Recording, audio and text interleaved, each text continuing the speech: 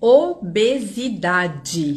Você sabe identificar quando o paciente está ingerindo excesso de calorias, então ele é um obeso verdadeiro, doença primária obesidade, ou é uma endocrinopatia? Esse é o tema da nossa live de hoje, a live de aquecimento de hoje. O que é essa live de aquecimento?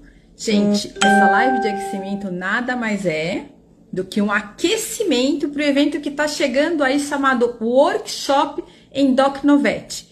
Nesse evento eu vou te entregar de graça o passo a passo como identificar e tratar as endocrinopatias. Se você quiser garantir aí a sua vaga nesse evento, comenta aqui embaixo a palavra evento e aí você vai receber aí um link de inscrição gratuita. Para quem não me conhece, eu sou a Lê e ensino veterinários a identificar e tratar as endocrinopatias para se destacar no mercado de trabalho. Então vamos bora para nossa live de hoje sobre obesidade. Gente, obesidade é uma doença decorrente aí do acúmulo excessivo de gordura em área de depósitos do corpo, né, de maneira excessiva. E aí a obesidade acontece sempre quando a gente tem um imbalanço, um desbalanço entre a ingestão, o que a gente come em termos de caloria, do que se gasta. Não necessariamente, gente, o paciente precisa ingerir, o cão e o gato, uma quantidade assim absurda de calorias para ele engordar. O grande problema é esse desbalanço. Então ele come mais do que gasta. A maior parte dos nossos pets vivem em apartamento e se exercitam muito pouco, né? Dormem o dia inteiro.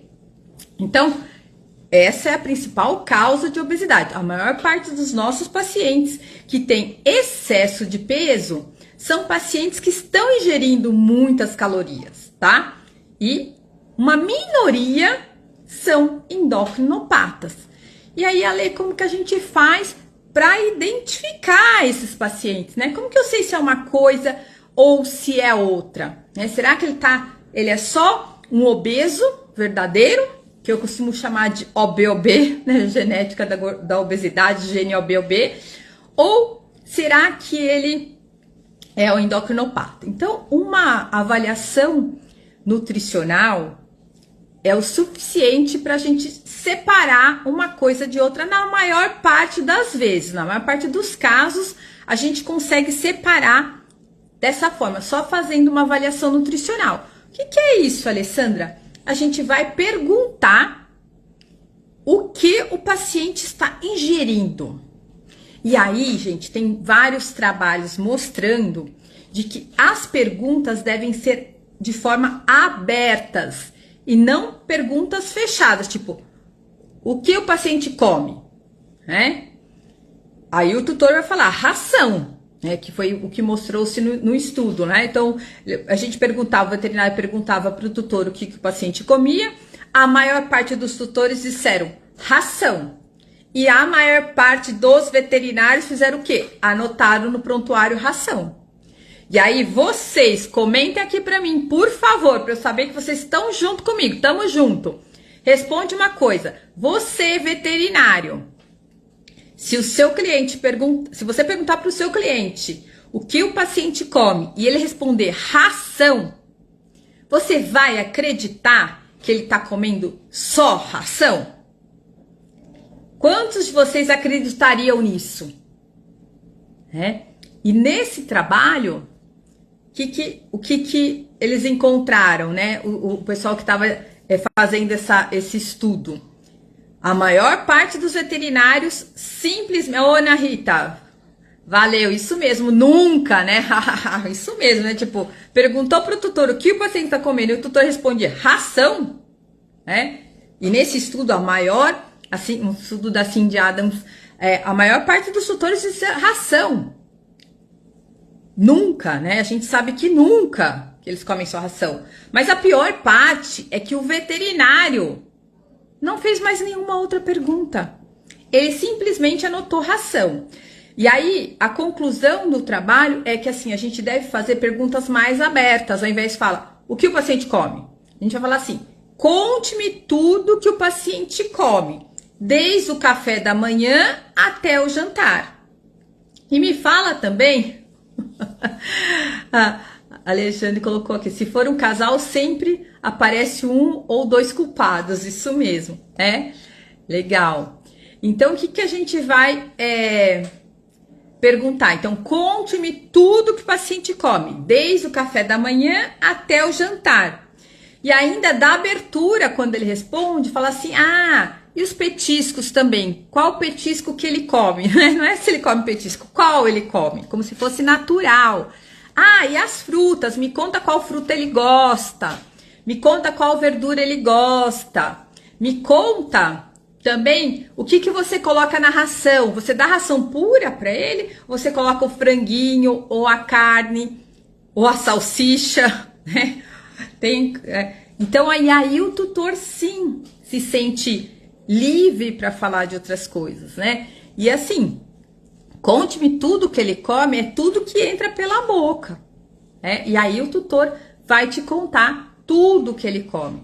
E aí, gente, nós vamos anotar esse tudo que ele come e tudo isso tem que ser contabilizado nas calorias daquele paciente, para a gente saber de fato se ele está ingerindo muitas calorias, né? E aí, para a gente ter uma ideia se aquilo é muito, se aquilo é pouco, a gente tem fórmulas para aplicar, né? Então, a gente tem fórmulas de cálculo de gestão calórica de manutenção, que a gente chama necessidade energética de manutenção, e a gente tem um NEP, que é necessidade energética para perda de peso. Então, por exemplo, necessidade energética de manutenção. Essa forma a gente vai ter o valor em calorias, em quilocalorias, tá? Então, a necessidade energética de manutenção para um cão sedentário, então assim, eu falo, vamos colocar que 99% dos nossos pacientes são sedentários. E eu costumo brincar que eu falo assim, cães ativos são aqueles que vivem no campo, cão de pastoreio, né? Ou um gal que faz corrida. O resto, todo mundo entra no cálculo do sedentário, ok? Então, como é que a gente faz? Necessidade energética de manutenção para os cães é 95 vezes o peso atual do paciente elevado a 0,75, né? Então, 95 vezes o quê? Vezes o peso metabólico. O que é o peso metabólico? É o peso atual elevado a 0,75, tá? E a gente vai ter a quantidade de calorias. Agora, se a gente usar o peso atual do paciente, se ele está obeso, se ele está acima do peso, e ele estiver ingerindo essa quantidade de calorias, que você calculou pela forma necessidade energética e manutenção, significa que ele está ingerindo muitas calorias. Com aquela ingestão calórica, que é energia de manutenção, significa que ele vai manter o peso. Então, vamos supor que o nosso paciente esteja pesando 15 quilos e o peso ideal dele era 10 quilos. Vamos supor. Então, na fórmula de necessidade energética e manutenção, você vai colocar o peso dele atual, 15 quilos. 15 elevado a 0,75 vezes o 95. Então, se a quantidade de calorias que ele estiver ingerindo for próximo ao que você calculou, significa, ou igual, significa que ele vai manter o peso, porque aquela fórmula é para manter o peso. Então, isso significa que ele não vai emagrecer ingerindo aquela quantidade de calorias. Não sei se vocês estão me acompanhando, mas eu vou repetir para vocês. Anota aí no caderninho. Necessidade energética de manutenção para os cães. É 95 vezes o quê? O peso atual elevado a 0,75. Então, você pega o peso atual elevado a 0,75, multiplica por 95 e aquela quantidade de caloria para manter aquele pezinho. Se ele está ingerindo aquela quantidade de calorias e o pezinho dele é de 15 quilos, ele deveria pesar 10, aquela quantidade de calorias que ele está comendo, gente, vai ser para manter. A fórmula é necessidade energética de manutenção, para manter aquele peso. Então, é lógico que ele não vai emagrecer, tá? Ok. Alessandra, a tutora vem dizendo que eles estão fazendo restrição calórica. O paciente está fazendo dieta e não está emagrecendo. Vamos ver o quanto que ele deveria comer para perder peso. Então, é necessidade energética para perda de peso e aquela quantidade de calorias, essa fórmula, o resultado vai ser em quilocalorias. E qual que é essa fórmula da necessidade energética para perda de peso? Anota aí, NEP, necessidade energética para perda de peso. É o peso meta elevado a 0,75 vezes 70, tá? Então, você vai fazer 70 vezes o peso meta elevado a 0,75 e a gente vai ter aí a quantidade de calorias, tá? Ah, Alessandra, qual que é o peso meta? Estabeleceu-se que o peso meta para esse paciente é o peso atual menos 20%. Então, esse é o peso meta. Simplesmente jogaram para cima, para o universo e chegaram à conclusão que era menos 20%. Ok? Mesmo que o paciente tenha que perder mais peso. Alessandra, calma aí, vamos lá. Agora ficou confuso na minha cabeça. Retomando, eu tenho necessidade energética de manutenção. Se aquele paciente está comendo aquela quantidade de calorias para aquele pezinho dele de excesso, que é 15 quilos, ele nunca vai emagrecer, porque com essa fórmula ele vai manter os 15 quilos. Meu paciente já está em dieta e eu quero saber por que ele não está emagrecendo. Se ele tem uma endocrinopatia ou se ele está ingerindo mais do que ele deveria mesmo em dieta. Então, aí como é que eu vou saber quanto que ele deve comer para emagrecer? Então, eu pego o peso dele, menos 20%, elevo a 0,75 e esse resultado eu multiplico por 70 e eu vou ter o valor em quilocalorias que ele deve ingerir por dia, tá? Ah, Alessandra, mas o meu paciente tem que perder 40% do peso corpóreo e você colocou como peso meta o peso atual menos 20%. É que está por convenção, a gente deve começar por aí, convencionou-se, tá? Alessandra, mas como é que eu vou chegar no peso meta, o peso ideal mesmo, de verdade para esse paciente? Quanto é que é? Porque o tutor sempre pergunta, qual que é o peso ideal para o meu cachorro? Então, vocês vão usar o score de condição corporal. O que é o score de condição corporal? É uma escala, tá? E tem uma escala que vai de 1 a 5, uma escala que vai de 1 a 9. A mais utilizada é a escala que vai de 1 a 9, sendo que no cão é 1, 2 e 3, o score 1, 2 e 3, o paciente está abaixo do peso ideal. 4 e 5 é o score ideal, o paciente está com o score adequado, o peso ideal. 6, 7, 8 e 9, ele está acima do peso. Cada número acima do 5 significa que o meu paciente tem que perder de 5 a 10%. Então, se ele é um score 6, e eu vou explicar como vocês determinam o score. Se ele é um score 6, ele tem que perder até 10%. Se ele é um score 7, ele tem que perder até 20%. Se ele é um score 8, ele tem que perder até 30%. E se ele for um score 9, que é o máximo, ele tem que perder até 40% do peso dele. Então, isso é o peso ideal para ele. Mas na forma, a gente vai usar o peso meta, que é o peso atual menos 20%, tá? Então, a gente calcula desta forma. E aí, gente, o que acontece com muitos tutores é que eles começam a dieta numa semana, um mês depois eles acham que o paciente tem que chegar no peso meta. Mas o peso ideal, ele demora a atingir esse peso ideal. Por quê? Porque ele vai perder, no caso dos cães, depois a gente vai falar um pouquinho de gato, pra gente separar um pouco para não dar muita confusão. No caso dos cães, eles devem perder de 1 a 2% do peso corpóreo por semana. Então, demora um tempo para a gente atingir a meta. Se o paciente tem que perder 40% do peso corpóreo, pensa que ele vai perder 1% por semana. Então, são meses de dieta. Ele vai perder no mínimo 1%, no máximo 2% do peso corpóreo por semana. Então, assim que a gente vai vendo se ele está ingerindo a quantidade ideal de calorias ou não. Um erro muito comum, muito frequente, é quando a gente fazer a prescrição da dieta, a gente vai fazer a prescrição em gramas, né? Explicar para o tutor como ele vai fracionar a dieta. No geral, a gente pede para fracionar em 3 refeições, pelo menos. Se não for possível, né? Porque o tutor sai de manhã e vai trabalhar, que faça, então, divida em 2 refeições, então, de manhã e à noite, tá tudo bem, a gente vai fracionar. A balança. É obrigatório o uso diário da balança. Está proibido fazer dieta usando copo medidor.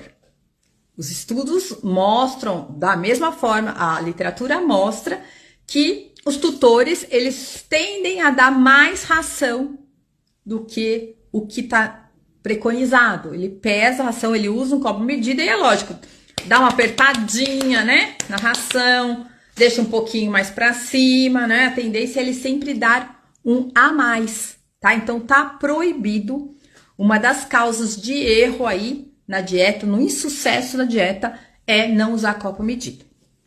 Falei para vocês que eu ia explicar a história do SCORE, de condição corporal, para quem ainda não conhece, tá? Então, assim, é um método baseado na inspeção e palpação em áreas específicas de depósito de gordura. Então, a gente vai observar a região do gradil costal. O paciente com peso ideal, ele tem as costelas facilmente palpáveis com mínima cobertura de gordura. Visto de cima o nosso paciente, visão panorâmica, a gente tem que ver uma cinturinha depois das costelas, depois do gradil costal. Na lateral, se a gente observar o nosso paciente na lateral, a gente tem que conseguir observar a reentrância abdominal, que é o tórax, tem que estar mais baixo do que a cintura, então o abdômen retraído. Esse é o score ideal. Conforme vai acumulando gordura na região do gradil costal, conforme vai desaparecendo a cinturinha, o score vai subindo, né? 6, 7, 8 e 9, ok?